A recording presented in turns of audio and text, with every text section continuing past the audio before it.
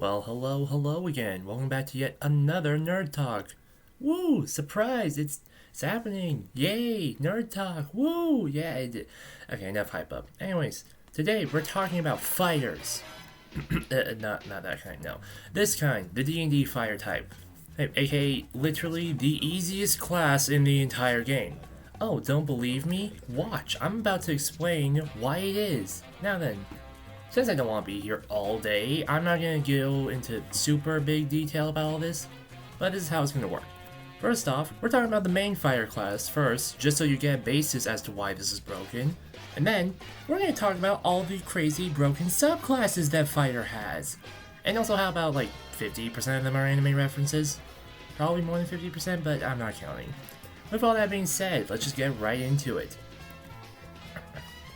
Now then, the first ability that any fighter has is probably the most iconic one for a fighter, known as Extra Attack. It's literally in the name, it describes exactly what it does. It's not that complicated.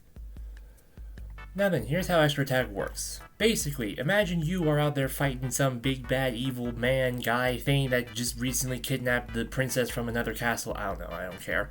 Anyways, you proceed to attack them with all your might. Wapow, bang, pow, sham. Yeah, you roll whatever, doesn't matter. Let's just say you hit. Hooray. However, unfortunately, they're still alive, which is not good for you. Thankfully, you have Extra Attack. Dun dun dun. Yeah, I'm being a bit extra with this because it's Extra Attack. Shut up. I did my video. I do how I want. Anyways, as with Extra Attack, guess what it does? You want to know what it does? It lets you attack again. Wow, I could never guess. Now then, Extra Attack is actually something that levels with you. In other words, you get more as you level up.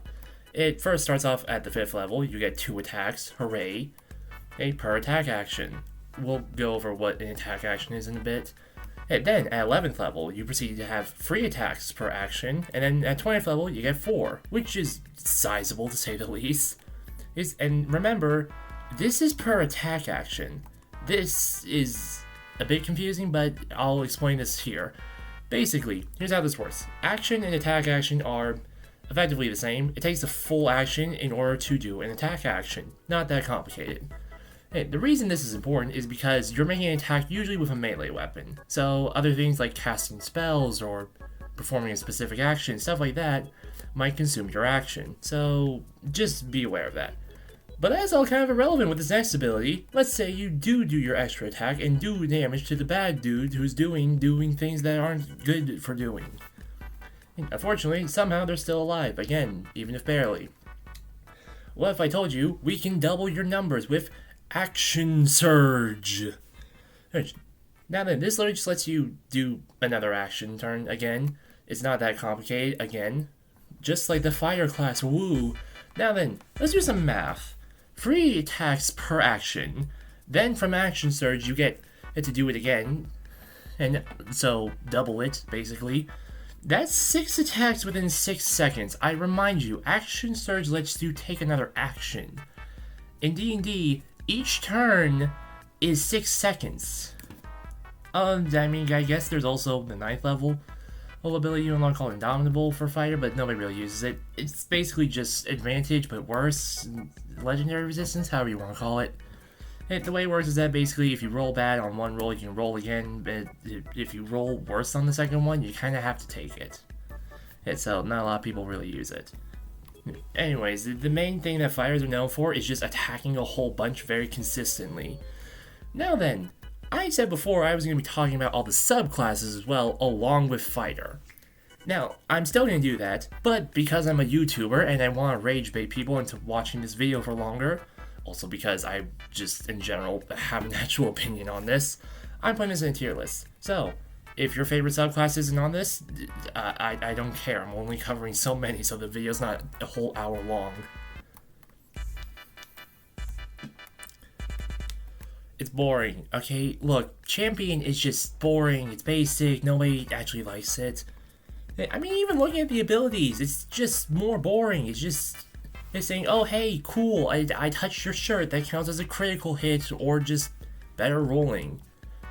It's just so basic and dull that it has nothing exciting about it.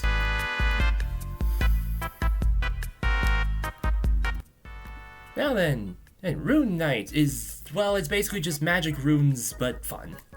And it's a mixture, actually, of using magic runes like an artificer with infusions, but also kind of being a Titan Shifter from Attack on Titan. I told you there'd be a lot of anime references with this class.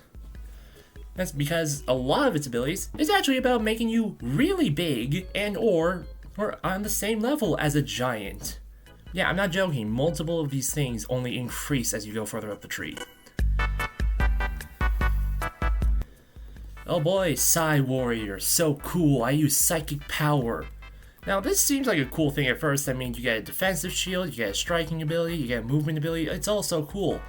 However, you basically now change the game from D&D to tactics, like XCOM 2. Oh boy, because of that, it's gonna be annoying to say the least. Now, because of that, it's gonna be annoying to say the least, and I won't go into too much detail, but you're basically multitasking a whole bunch of stuff, from defending to movement to attack, and it only gets worse as you go up the tree, so you're just gonna have to play a very big balancing game. I'm not even giving you visuals, that's how boring this is. There's two reasons why this is up this high on this list. One is close to Bard, and Bard is the best class in all of D&D, fight me if you think I'm wrong. Secondly, unlike the other classes, this one has only one thing, and it does it really well. Now, basically, if you and a buddy decide to team up, you can do super teamwork combo moves and play as the Bard class, giving inspiration. However, instead of inspiration, and you and your buddies get to gang up on a bad guy. Hey, that is unless you have no friends. It's within the party, in which case you basically picked this class for nothing because you were a sad, lonely loser, haha, L ratio. Now let's say you have an ability still available, like Action Surge or Indomitable, even though nobody uses Indomitable. You can proceed to give this to another partner through the ability that is your class. Yes, yay, fun, that's all it does, that's why it's this low on the list. It's a support class for a class all about fighting, about being in action. You are actively playing the support role in a class about not being supportive. You are offense. Oh boy, hey, you better not mess with this Magic Knight, because he might Magic Smite you, even though he can't learn Smite. Hey, Eldritch Knight basically works the same as Wizard with a sword, or become an average anime protagonist. However, there's a bit of a fault with this. See, Wizards base all their stuff on intelligence. You need to concentrate with this, and it takes an action to cast spells. Now then, I don't know if you've played Fighter recently, but this is a bit of a problem because they have very low intelligence. They're always in a fight, meaning that they usually get hit, breaking concentration, and all of their stuff outside this subclass is based off of physical attack damage. However, this is a bit balanced out by the fact that they have war magic. The long and short of it is that if you make a spell with or cantrip based action, you can proceed to make a weapon attack. Notice that it says weapon attack and not attack action, because if you could, you would just be hitting so frequently. You can also technically summon something like a Mjolnir, although in the flavor text it says you just basically make it pop into existence in your hand. And so, have fun with that. Alright, in third place we have the Quincy Standing. I'm joking a little bit, but basically you have a lot of options here. Now, I know before I said that other classes knew basically either what they were doing or they didn't know what they were doing at all because they had too much. This class is a prime example of the opposite. You basically are almost always going to be ready for whatever comes your way. Hey, you have so many options of damage that nothing is going to get past you. Not to mention, these all have secondary effects. Yes, granted, you can only do this so many times, but I think the point stands.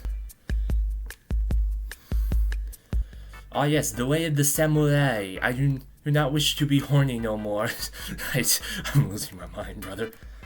Now, as we talked in the last class, as if Archer is basically the embodiment of variety and range attacks, then as Samurai is the whole embodiment of a perfection in this and close combat, effectively boiling down to single target destruction. Now, the reason I say that is that this has a very simple loop. You have usually one of two options. Either you gain in yourself advantage through your base ability, meaning you can definitely hit a target and or at least have a better chance to, or you could trade that and proceed to give yourself more attacks by giving up that advantage that you just gave yourself.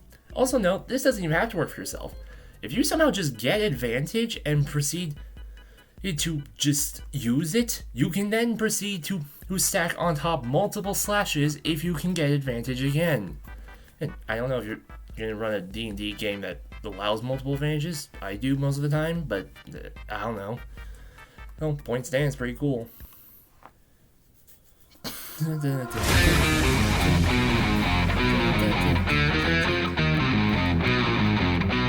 In number 1, we have Echo Knight, baby! Yes, I know I'm a nerd and I like JoJo, but that's actually not the reasons here. Though, let's be honest, seeing another version of you pop up right behind you in the middle of a fight, it must be looking pretty cool. It must be definitely massive intimidation. And now, here's the cool thing about this. It's not even just that your stando power is attacking an enemy, it's that it's attacking the enemy alongside you.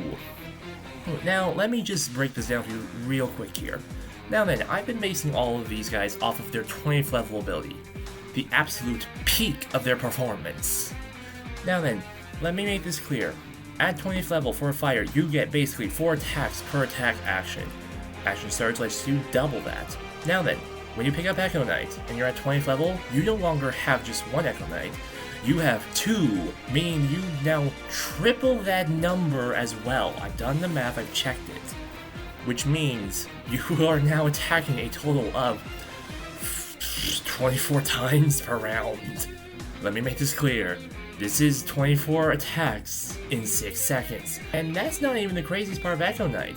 This is only at 20th level for just pure attacks. Echo Knight has so many other abilities. You literally copy yourself and paste, meaning that you can get flank, advantage, and help action from yourself quite literally.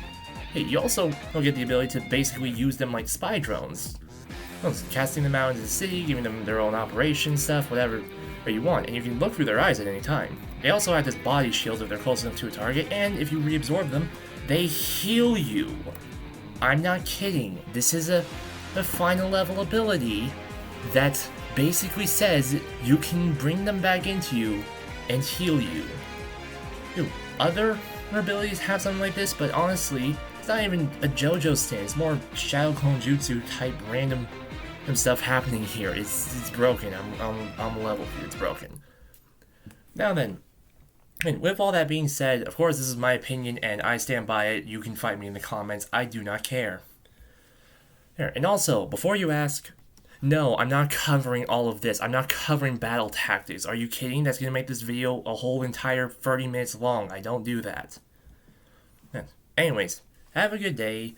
Bye-bye.